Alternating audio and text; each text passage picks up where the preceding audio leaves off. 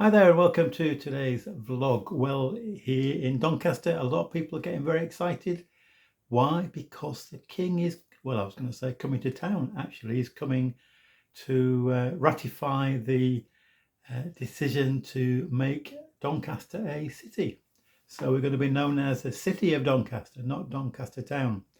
And so people are very excited. The new king coming to our city, and I'm sure there'll be lots of people there to greet him when he comes. Now, I've been thinking about who it's been arranged, who he's going to meet, and I'm sure there'll be people like the city mayor, the members of Parliament for Doncaster, the Lord Lieutenant. I'm sure the vicar of Doncaster Minster will be there, and other dignitaries, people who are important in the eyes of those who make the decisions about who he's going to meet.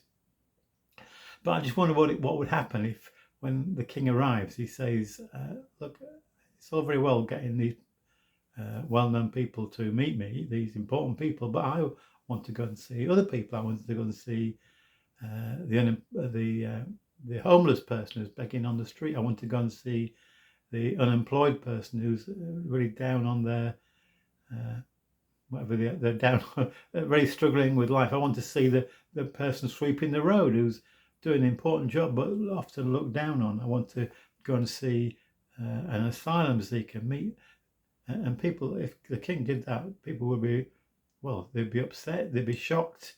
Why does the king want to go and see people like that? Why isn't he coming to see the so-called important people? Well, I mention that because in our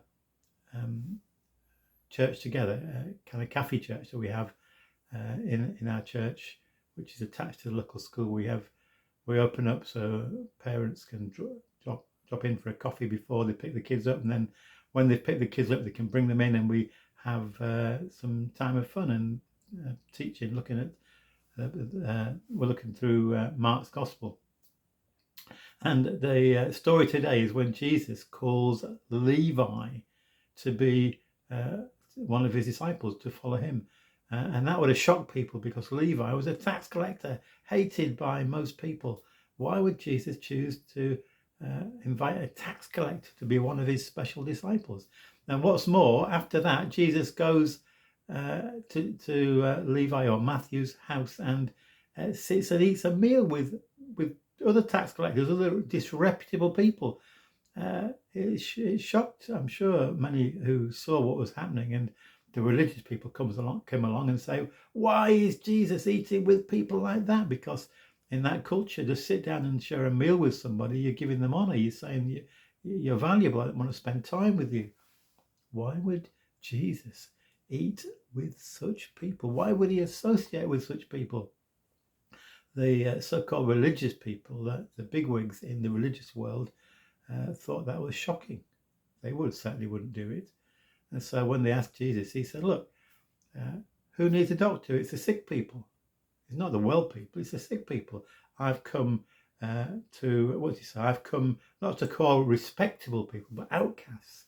And the kind of moral, if you like, the moral of the story is Jesus came to call all people to him, not especially if we realize that we're not good enough. We can't do it on ourselves. We need his help.